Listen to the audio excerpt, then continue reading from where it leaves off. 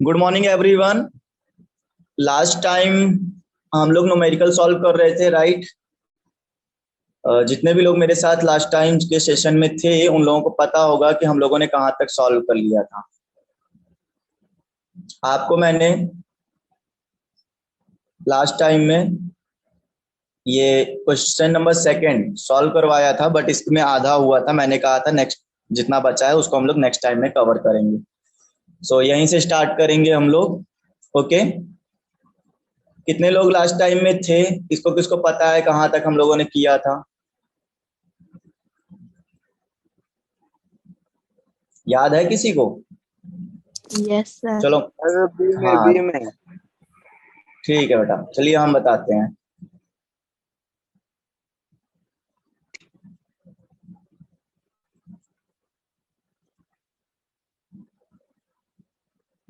Screen आपको show हो रही है क्वेश्चंस की? Yes sir. Right, okay. So last time question number 2 solve कर रहे थे, क्वेश्चन नंबर बी। इसमें मैंने आपको ये कहा था, if a 12 handed what electric iron, what is this 12 handed what? This is power. Power sir. Yes, this is power, 1200 watt, and watt is the unit of power. This is electric iron.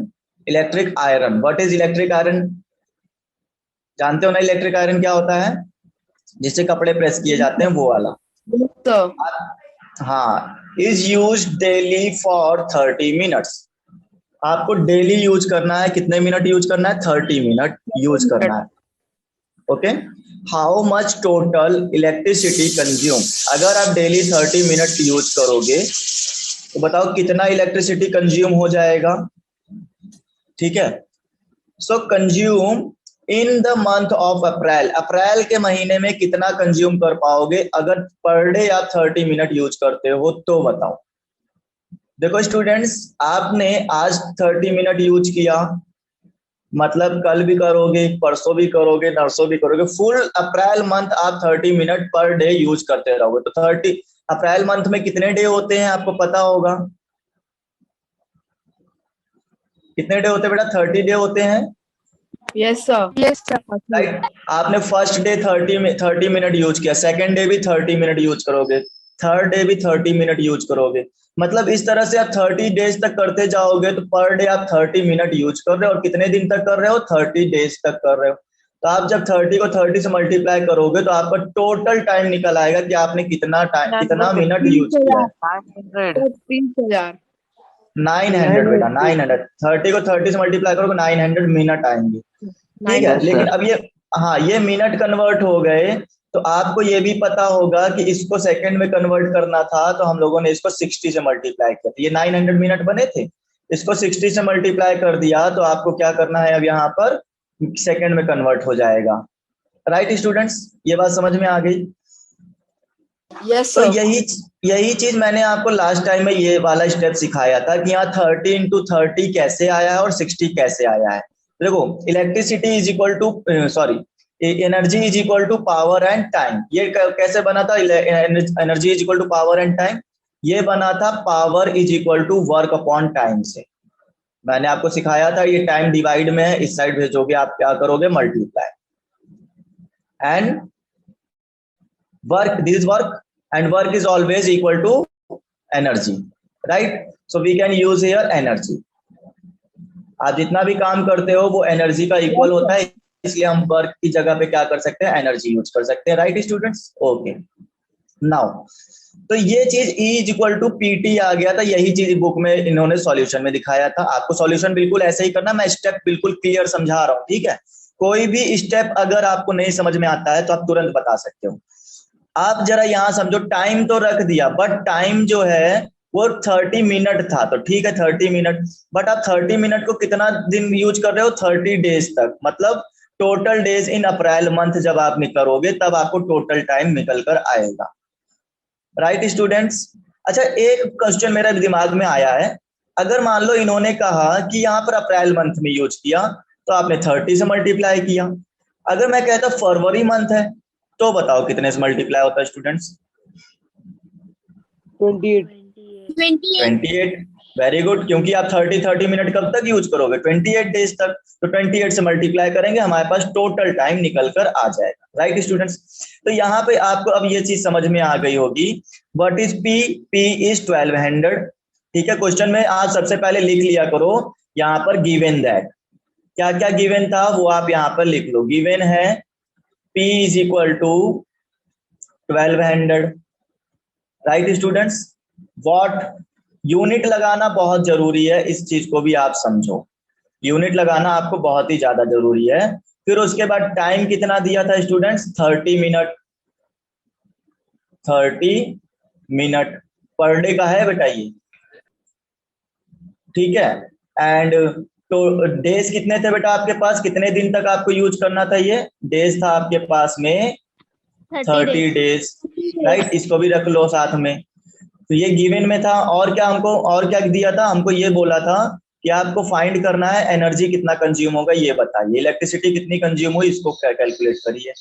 तो यहाँ पर आप लिख लो energy is equal to question mark. हमें energy बतानी है कितनी कंज्यूम होगी। आपको सबसे पहले क्वेश्चन में ऐसे गिवन दैट लिख लेना चाहिए। राइट स्टूडेंट्स, इसके बाद आप इस यहाँ से क्वेश्चन को सॉल्व करना शुरू करोगे। लिखोगे सॉल्यूशन, फिर आगे लिखो सॉल्यूशन, और फिर लिखो total electricity consumed in a 12 month is E is equal to P into T. ऐसे क्वेश्चन को स्टार्ट करना है। राइट स्टूडेंट्स, अब चलो इसके आगे स्टेप समझाते हैं। तो E is equal to P upon P into T आया है। टाइम तो हमारा 30 मिनट था, साथ ही साथ हमने 30 मिनट को क्या कर दिया? 30 से मल्टीप्लाई कर दिया, ताकि वो टोटल टाइम निकल आए कि पूरे मंथ में हमने कितने मिनट तक यूज किया है। तो 30 को 30 से करोगे, फुल मंथ के मिनट निकल आएंगे। और मिनट को आप कन्वर्ट करना चाहते हो सेकंड में, क्योंकि हम लोग क्वेश्चन को स्मॉल यूनिट में सॉल्व करते हैं। तो सेकंड के लिए हमने 60 से मल्टीप्लाई कर दिया। Any confusion students? Any confusion? किसी भी टाइप का कंफ्यूजन है आपको इस इतने स्टेप में? ये चीज मैंने लास्ट टाइम में भी समझाई थी। जितने लोग मेरे साथ रहे होंगे उनको पता चला होगा कि ये मैंने लास्ट टाइम में भी यहाँ तक सॉल्व करवा दिया था। राइट, अब मेरी बात को और समझो। यहाँ पर जो आया है उसको मल्टीप्लीकेशन कराना है, और आपको मल्टीप्लाई बहुत अच्छे से आता होगा ना? उम्मीद कर सकता हूं ना मल्टीप्लाई आता है। चलो, आता है तो आप उस टैलेंट का यूज करो मल्टीप्लाई का। 12 3 जा 36, एंड 36 को आप 6 से मल्टीप्लाई करोगे तो आपके पास कितना आ जाएगा स्टूडेंट्स? करके देखना पड़ेगा। 36 इंटू 6 से मल्टीप्लाई करना है ना। तो हमने 6 6 जा 36 कैरी 3, 6 3 जा 18 एंड 3 216 आ जाएगा। 216 आ गया जब हमने 6 से मल्टीप्लाई किया। फिर इसी रिजल्ट को आपको 3 से भी मल्टीप्लाई करना है, तो हमने 3 से भी मल्टीप्लाई कर दिया। ओके, तो आई थिंक ये आएगा 648 आंसर। ठीक है, ये हो गया 648। अभी हमने सिर्फ नंबर्स को मल्टीप्लाई किया था। अब हम लोग देखेंगे जीरो कितने हैं। 2 जीरो इनके पास, 1 एंड 1 एंड 1, मतलब 5 जीरो। ओके स्टूडेंट्स, तो हम लोगों ने यहाँ क्या कर दिया? 10 रेज टू 5। आप 5 जीरो लगाओगे तो बहुत ज्यादा जगह कंज्यूम कर लेगा। लेकिन देखो यहाँ पर आंसर में क्या लिखा है? 64.8 इंटू 10 रेज टू 6 लिखा है। क्या हमारा आंसर मैच कर रहा है? नहीं कर रहा ना। पॉइंट भी नहीं है और एक पावर भी कम है। 10 की पावर 6 लिखा हुआ था, 10 की पावर 5 ही लिखा है हमने। तो कैसे आएगा 6? बेटा देखो, डिजिट जो होता है किसी भी नंबर में वो लास्ट प्लेस पर हाइड होता है। राइट, और इस डिजिट को, सॉरी, इस डेसिमल को जब आप यहाँ पर शिफ्ट करोगे लेफ्ट हैंड साइड में, तो जितना डिजिट आप शिफ्ट करोगे उतना ही जीरो इंक्रीज होगा। मेथड समझ में आया? अगर आप 2 डिजिट लेकर जाते 4 से पहले लगाते आकर, तो आपको 2 जीरो इंक्रीज करना होता, मतलब 5 में 2 जीरो और इंक्रीज हो जाएगा, 7 हो जाएगा। बट आपने शिफ्ट किया only 1 digit, that's why we can increase only 1 zero. तो आप यहाँ पर 5 में की जगह क्या कर सकते हो? जैसे ही आपने इसको शिफ्ट किया 64.8 जैसे ही आएगा तो हमारा 1 जीरो इंक्रीज हो जाएगा, मतलब 5 नहीं, अब आएंगे 6 जीरो। इस तरह से ये आंसर बन गया हमारा। बताओ, एनी कंफ्यूजन? सर 6 जीरो क्यों आएगा? 6 जीरो क्यों आया? कहां पर बेटा 6 जीरो क्यों आया? 10 की जीरो जो है 6 टाइम आएगा बेटा, 5 टाइम तो ऑलरेडी क्वेश्चन में ही है। ठीक है, आप जब इसमें देखोगे 1200 के पास 2 जीरो, 330 के पास 1 जीरो, 60 के पास 1 जीरो, 30 के पास 1 जीरो, सबको जोड़ो 5 जीरो तो ऑलरेडी हमने यहाँ लगाया था। अब एक और जीरो इंक्रीज हुआ, कैसे इंक्रीज हुआ? मैंने कहा डेसिमल को शिफ्ट करो, यहाँ 648 में लास्ट में डेसिमल हाइड था, उसको मैंने शिफ्ट करके इनर साइड भेजा, लेफ्ट साइड में जब भेजोगे तो यहाँ पर आपको एक जीरो से इंक्रीज होगा। ये मेथड आपको तैयार रखना है, याद रखना है। तो जैसे ही मैंने Yes, शिफ्ट sir. किया तो है ना, तो आपका एक जो 5 जीरो था पहले 10 की पावर 5 थी, वहां पर एक जीरो इंक्रीज हो गया, मतलब 10 की पावर 6 हो गई। इस तरह से हमारा इतना आंसर कैलकुलेट हो गया। एक्चुअल में ये तो थी एनर्जी, मैं इसको रफ करता हूं, ठीक है। ये तो थी एनर्जी, बिल्कुल सही, यही इन्होंने बोला भी था कि आपने कितनी एनर्जी यूज की है।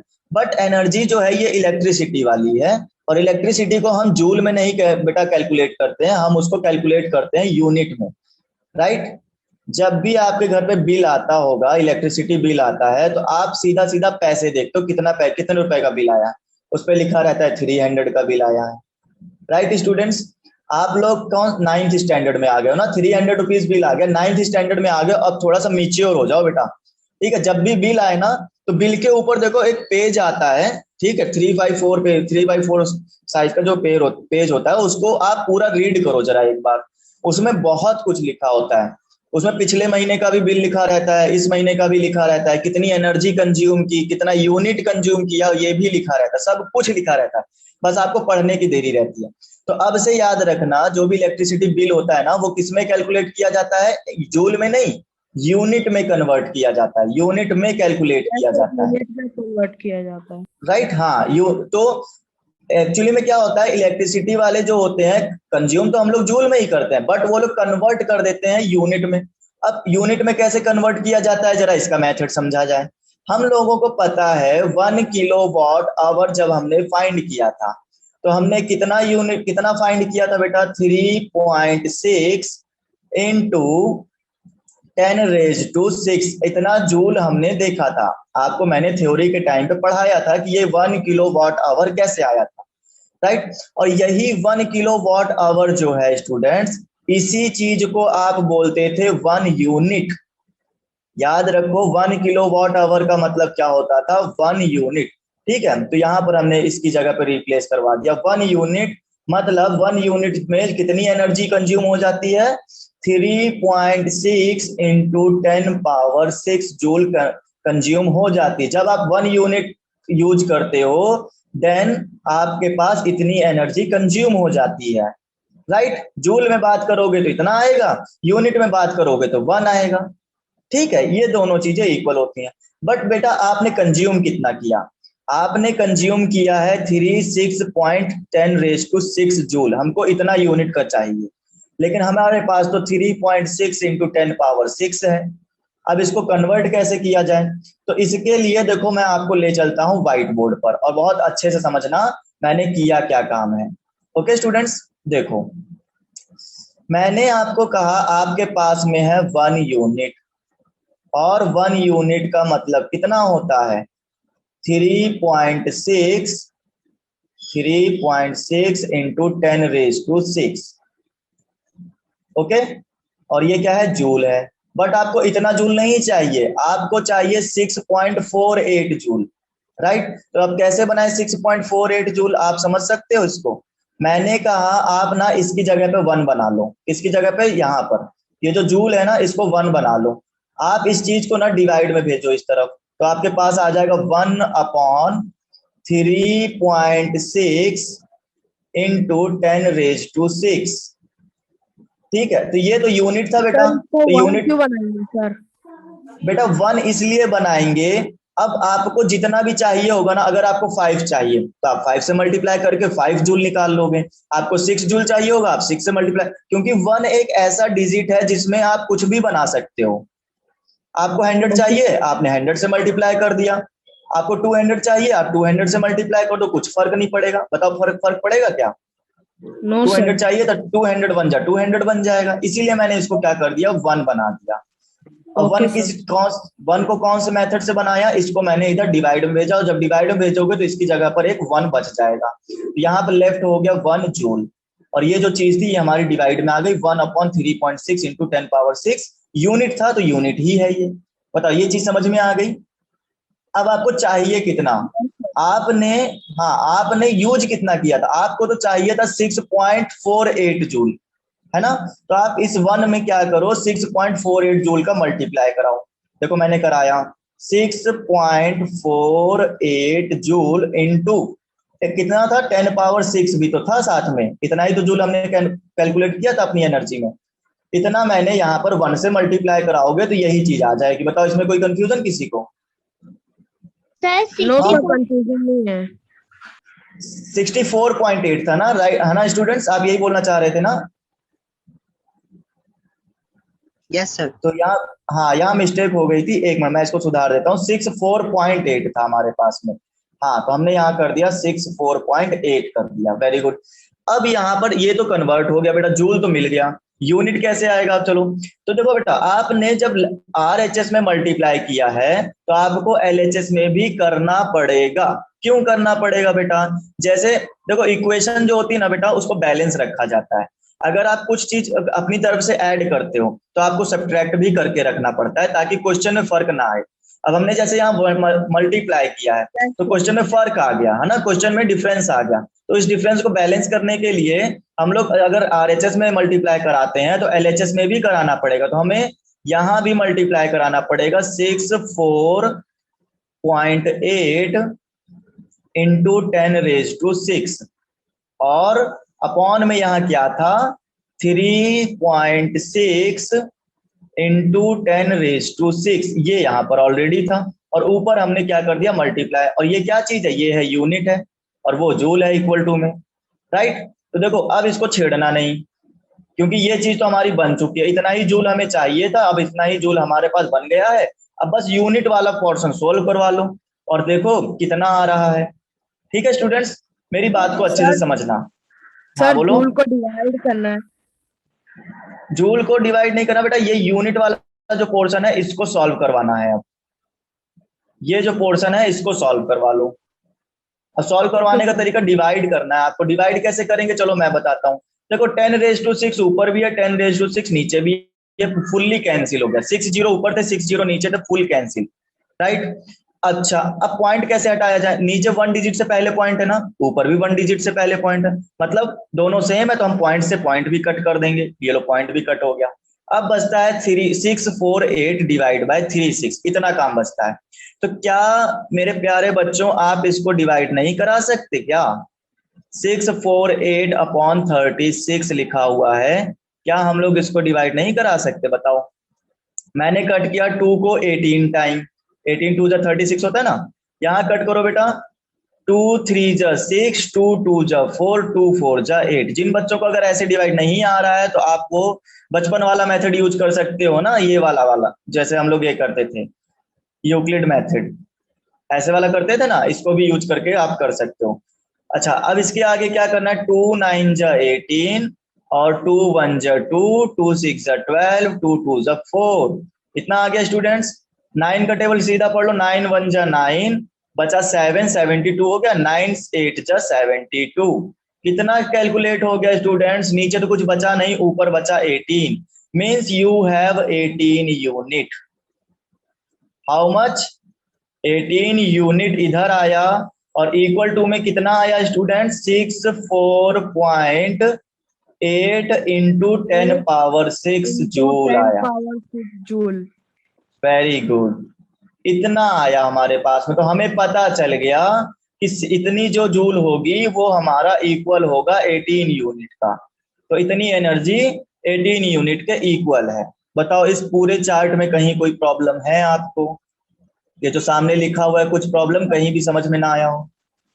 आ गया समझ में, आया ना।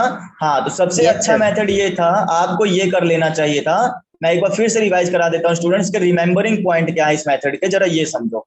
आपको जूल बनाना है ना, जूल चाहिए ना कि इतना जूल मेरे पास होना चाहिए, तो आप उस जूल को 1 बना लिया करो सबसे पहले। और 1 बनाने का सिर्फ एक तरीका है कि जितना भी जूल के पास यहाँ रखा हो उसको डिवाइड में भेज के यहाँ 1 बना दो। अब आप अपने अकॉर्डिंग यहाँ कुछ भी मल्टीप्लाई कर लो, आपको जितना चाहिए उतना कर लो। आपको चाहिए था 64.8 जूल, तो हमने इतना ही से ही मल्टीप्लाई करवा दिया। और अगर हमने RHS में मल्टीप्लाई कराया है तो LHS में भी कराना चाहिए हमें, तो हमने यहाँ भी मल्टीप्लाई करा दिया। बस आपको सॉल्व करा लेना है, क्योंकि RHS वाला पोर्शन क्या हो चुका है, बन चुका है। इतना ही जूल चाहिए था, ये हम लोग ऑलरेडी बनवा चुके हैं। ठीक है स्टूडेंट्स, चलो अब चलते हैं हम लोग आगे अपने क्वेश्चन की तरफ। नेक्स्ट क्वेश्चन क्या है हमारे पास में, उसको रीड करेंगे। ओके, तो ये देखो यहाँ पर हमारे पास में हमको मिल चुका है 18 यूनिट्स एनर्जी। ओके स्टूडेंट्स, कैसे आया कि मैंने आपको पूरा समझाया। इन लोगों ने सिर्फ इतना बताया कि 1 unit is equal to 3.6 into 10⁻6 होता है, और डायरेक्ट लिख दिया energy is equal to 18 unit. तो ये 18 is equal to 18 energy is equal to 18 unit कैसे आई, मैंने पूरा समझा दिया ना आपको। तो आपको वो चीज पेपर में करनी है, आप डायरेक्ट नहीं लिख सकते हो, पहले ही बता दूं, आप डायरेक्ट नहीं करोगे। मैंने जो समझाया है ना, आपको वैसे ही करना है। ठीक है सर, पूरा सॉल्व करना पड़ेगा ना? हाँ बेटा, पूरा सॉल्व करना पड़ेगा। अच्छा, 1 मिनट देना मुझे जरा, ठीक है। मैं कुछ बच्चों को थोड़ा हिंट दे देता हूँ। डियर अजय 9th A, तो आप मैसेज करते हो, ठीक है। यहाँ पर आपकी गपशप चल रही है ना क्लास के अंदर, free hip hop bundle login करने पे जाके क्लेम करो। बेटा ये मेरे ख्याल से आपकी क्लास का मैटर नहीं है, ये आपका पर्सनल मैटर है, तो आप पर्सनल चैटिंग में ये सब कर सकते हो ना।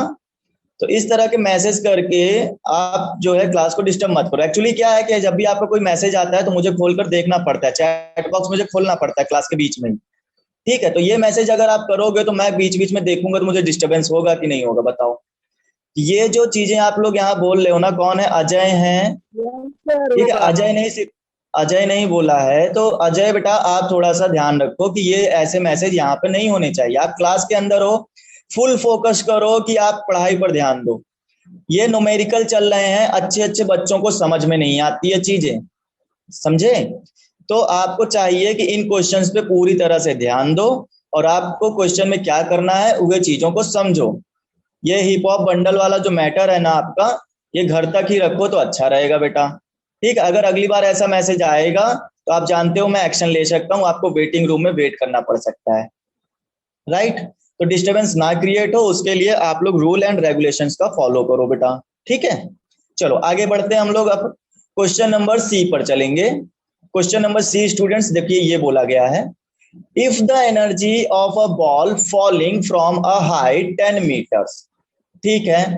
अगर 10 मीटर से एक बॉल को क्या कर रहे हो, फॉल कर रहे हो, मतलब गिरा रहे हो आप, इज रिड्यूस्ड बाय 40%। क्या रिड्यूस होता है, आपको पकड़ में आया ये चीज, क्या रिड्यूस हो रहा है। If the energy of a ball, एक बॉल की जो एनर्जी है, जो कि बॉल क्या है 10 मीटर से क्या हो रही है, फॉल कर रही है, गिर रही है, नीचे फॉलिंग हो रही है, तो एनर्जी जो है 40% रिड्यूस हो जाती है। बताओ ये बात समझ में आई कि नहीं आई। Yes Yes, sir. sir. Energy है ना, एनर्जी रिड्यूस हो रही है बेटा। ये क्वेश्चन समझना पहली बात तो बहुत ज्यादा जरूरी है, तो क्वेश्चन को समझो। मैंने ये कहा कि आप 10 मीटर हाइट पर हो, सपोज करो आप कहीं पर 10 मीटर हाइट ऊंचाई पर खड़े हो, वहां से आपने बॉल को फेंका, तो बॉल की जो एनर्जी है वो क्या है 40% तक रिड्यूस हो जाती है, ठीक है। तो अब आपको बताना है कि how high will it rebound, ये कितने हाइट पर ऐसा होता है, आपको ये बताना है, ठीक है। चलो मैं बताता हूं कैसे कैलकुलेट करना है बेटा। फॉलिंग वाला तो एक ही क्वेश्चन आपने पढ़ा था, फ्री फॉल वाला पढ़ा था ना, उसमें मैंने आपको बताया था 3 कंडीशंस। जब आप यहां से ऐसे बॉल को फॉल करते थे तो आपने A, B, C ये वाली कंडीशंस पढ़ी थी, जहां पे मैंने कहा था एनर्जी चेंज नहीं होती है बिल्कुल भी। फर्स्ट पोजीशन पर भी आपकी एनर्जी क्या रहेगी, mgh रहेगी, सेकंड वाले पर भी mgh रहेगी, और थर्ड वाले पर भी mgh रहेगी। जिन स्टूडेंट्स को याद आ रहा हो बहुत अच्छी बात है, अगर नहीं याद आ रहा है तो मेरे ख्याल से आपको एक बार इसको रिवाइज करना चाहिए, ठीक है। बुक में फ्री फॉल दिया हुआ है, आपको इसे चेक करना चाहिए कि ये फ्री फॉल कैसे वर्क करता था, राइट स्टूडेंट्स। सो चलो अब मैं आपको इसी फ्री फॉल के अकॉर्डिंग ही आपको वहां बताता हूं कि कैसे आपको इस सब क्वेश्चन को सॉल्व करना चाहिए। Okay, look question number C के सॉल्यूशन में हम लोग चलते हैं, और आप जरा इस चीज को समझो। मैंने आपको फ्री फॉल कंडीशन में ये पढ़ाया था ना, आप किसी हाइट पर हो, राइट स्टूडेंट्स, ये क्या है, ये अर्थ है। अर्थ से आप क्या हो, हाइट पर हो, ये अर्थ पर है। स्टूडेंट्स माइक अनम्यूट करो, माइक म्यूट करो बेटा। Zuber Khan, Vishwakarma, Vikas Mishra, sorry Vikas Mishra, please mute your mic. Thank you बेटा। सो ये अर्थ है और अर्थ से आप हाइट पर हो। कितनी हाइट पर हो बेटा, 10 मीटर हाइट पर हो, राइट। तो आप बता सकते हो मुझे 10 मीटर हाइट पर कितनी एनर्जी आपकी रहेगी? फ्री फॉल कंडीशन में आपने क्या पढ़ा था, mgh एनर्जी रहती है कि नहीं रहती है? ठीक है, जिन बच्चों को नहीं याद आ रहा, आप लोग अभी इतना याद कर लो कि यहाँ mgh एनर्जी रहती थी, टोटल एनर्जी mgh कैलकुलेट होकर आती थी। कैसे आती थी अभी मैं आपको बताऊंगा, अभी थ्योरी में लेके चलूंगा, फिर वहां पे आपको दिखा दूंगा कि कैसे रहती थी। ठीक है, अभी आपको क्या याद करना है कि यहाँ पर जब हम हाइट पर रहते हैं तो जो ऑब्जेक्ट में एनर्जी कंज्यूम होती है बेटा, वो कितनी होती है, mgh होती है। तो यहाँ देखो साफ साफ बताया गया है, टोटल बॉल हाइट कितनी एनर्जी रहेगी, mgh रहेगी, राइट स्टूडेंट्स। तो ये हमने क्या निकाल ली, एनर्जी निकाल ली, ये हमारा एनर्जी हो गया। जरा इस बात पर ध्यान देना, ये हो गई एनर्जी। अच्छा, आप जरा इस बात पर ध्यान दो, एनर्जी mgh है, बट आपके पास हाइट तो है ना। हाइट कितनी है बेटा, 10 मीटर हाइट पर हो, क्वेश्चन में दिया हुआ था। ठीक है, आप क्या करो, यहां पे लिख के रखो, गिवन गिवन क्या दिया हुआ है, हाइट हमारे पास दी गई है, HEIGHT, height is equal to 10 meter. Okay students, और कुछ दिया था क्या क्वेश्चन में, बताओ, यहां पर और कुछ दिया है? 10 मीटर एंड रिड्यूस होती है एनर्जी, 40% रिड्यूस हो जाती है। आप यहां पर ये भी लिख लो। चलो, इसको मैंने रफ कर दिया है थोड़ी देर के लिए। आप यहां क्या करो, energy reduce, energy reduce is equal to 40%। 40% energy reduce होगी और कितनी हाइट पर होगी ये आपको कैलकुलेट करना है, राइट स्टूडेंट्स। चलो अब चलते हैं जरा क्वेश्चन पे, आपको समझाते हैं करना क्या है आपको। देखो, तो मैं यहां पर आपको ये समझा रहा था कि आप इस हाइट पर थे, हाइट कितनी थी, 10 मीटर हाइट थी। आपके पास एनर्जी कितनी होगी इस पोजीशन पर, आपके पास एनर्जी होगी mgh, बट एक्चुअल में h तो हमको फाइंड है ना बेटा, आपको बोला गया है ना 10 मीटर हाइट पर हो आप, प्रेजेंट हो तो आपके पास h की वैल्यू पुट करोगे तो एनर्जी कितनी होगी, 10 mg होगी। बताओ ये बात समझ में आई कि नहीं? क्लियर स्टूडेंट्स, ये बात समझ में आ गई, 10 mg क्या होगा, हाइट सॉरी एनर्जी हमारी कैलकुलेट हो जाएगी एट हाइट 10 मीटर। तो 10 मीटर पर एनर्जी इतनी है। बट इन्होंने पूछा कितने मीटर नीचे जाएं या कितने मीटर नीचे, तो हाँ बोलो बेटा। Raman Yadav please mute your mic. Raman Yadav mic mute करिए बेटा। ओके, प्रीतम विश्वकर्मा, बेटा आपको जब कोई काम पड़े, कुछ भी आपको पूछना हो तभी माइक को अनम्यूट किया करो, अदरवाइज माइक म्यूट रहना चाहिए, डिस्टरबेंस बहुत ज्यादा तेज क्रिएट होता है। समझ रहे हो बात को? तो ये आपका क्या कैलकुलेट हो गया स्टूडेंट्स, एनर्जी कैलकुलेट होकर आ गई। अच्छा, तो आपको यहाँ भी दिख रहा होगा energy of the ball at 10 meter height 10 mg। कैसे कैलकुलेट हुआ मैंने आपको समझाया, energy is equal to mgh और h की वैल्यू हमने पुट कर दी तो हमारे पास कैलकुलेट हो गया 10 mg। बट अब जरा क्वेश्चन हमारे पास ये बनता है, हम लोग फिर से आगे और क्वेश्चन बनाते हैं।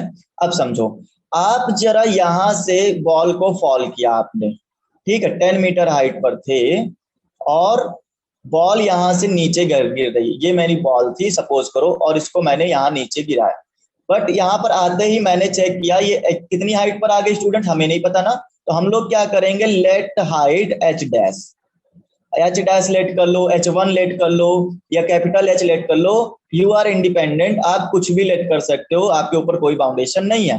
बट यहाँ पर सॉल्यूशन में मुझे H डैश दिख रहा है, इसलिए मैं आपको समझाने के लिए H डैश ही समझा रहा हूँ कि आप कितने हाइट पर हो इस समय, आप हो H डैश हाइट पर, और आपको पता है इस हाइट पर आपकी एनर्जी हो चुकी है रिड्यूस, क्योंकि क्वेश्चन में ही बोला था कि कुछ हाइट पर ये एनर्जी क्या कर देता है, रिड्यूस कर देता है। कितनी रिड्यूस कर दी, ऊपर के कंपेयरिंग में 40% रिड्यूस हो गई।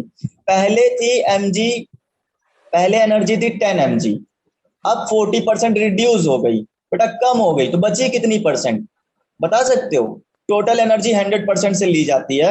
अगर 100% में 40% रिड्यूस हो गई तो कितनी एनर्जी बचेगी, इसके बारे में बताओ। 60% बचेगी। Very good students.